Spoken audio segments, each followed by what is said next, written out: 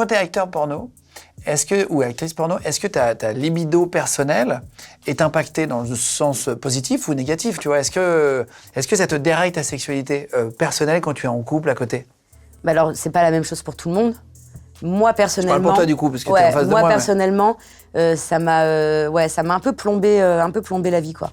Dans quel sens? Dans le sens où je me suis interdit très très longtemps de faire à la maison tout ce qui pouvait ressembler de près ou de loin à ce que je faisais au taf. C'est vrai? Bah, du coup, tu faisais quoi? Genre pas d'amalgame, quoi.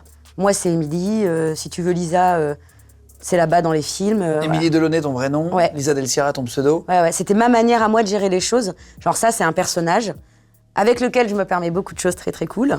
Mais voilà, faut pas se méprendre. Si tu partages ma vie, si tu passes ma porte, si tu viens dans mon lit, c'est Émilie. Du coup, je me suis punie très longtemps. C'est vrai? Ouais. C'est-à-dire que, par exemple, quand je sais pas, tu as été en couple tout le long de ta carrière ou tu étais célibataire? Un peu de tout.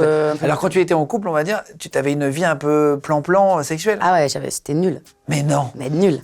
Mais en vrai, j'avais pas le sentiment aussi que ce que je fais... Pour moi, ce qu'on faisait dans les films, c'était du cinéma. Et comme j'avais pas de sexualité qui m'était propre avant de commencer, ce qui se passe dans les films, c'est du cinéma, c'est pas ça qui doit se passer à la maison. Donc j'avais complètement dissocié le truc, et c'est quand j'ai arrêté, quand j'ai rencontré mon compagnon actuel par exemple, que là je me suis dit en fait c'est trop cool de faire comme dans les films. Et genre c'était tardif quand même. Waouh. Et tu as parfois donc quitté le matin ton ex-copain, t'es là la journée, salut, à tout à l'heure. Ils savaient que t'allais tourner des scènes de cul? Bah oui. Non mais genre ils étaient tous au courant? Ouais, toujours. Moi, non mais t'aurais pu vivre une double vie, tu vois. Non. Bah, t'imagines. Ou rencontrer un mec, pas oser lui dire au début en tout cas. Ça oui. Ça, c'est déjà arrivé. Que j'ose pas le dire au début, puis je le dis plus tard. Par peur de voir partir. Ouais, de voir partir, qu'ils prennent pas la relation au sérieux, qu'ils projettent des choses complètement absurdes sur moi que je ne lui donnerai pas.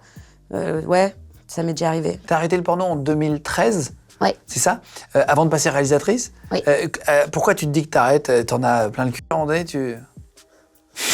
Elle est pas mal.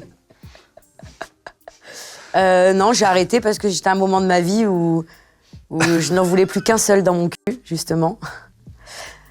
Non, j'avais plus envie.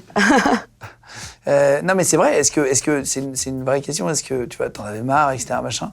Je pense que j'avais fait le tour. Mais tu voulais rester quand même dans le milieu. Tu t'es pas dit? J'avais pas prévu de rester dans le milieu. Ah bon? Non. Je me suis dit, voilà, ça y est, quoi, c'est bon. Je rentrais d'un énième trip aux États-Unis et j'ai acheté mon appart tranquille. Je voulais me poser. Et puis, en fait, je me suis rendu compte que j'avais pas de métier.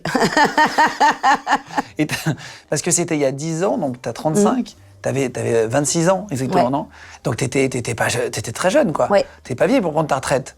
Bah c'est ouais. un métier qui est encore plus, tu vois, plus court que footballeur, quoi. Ouais, c'est encore plus court, ouais, c'est vrai. Et pour les hommes, c'est plus tard, plus tôt? Ah oui, tu commences plus tard, par contre? Non, ils ont tout le temps.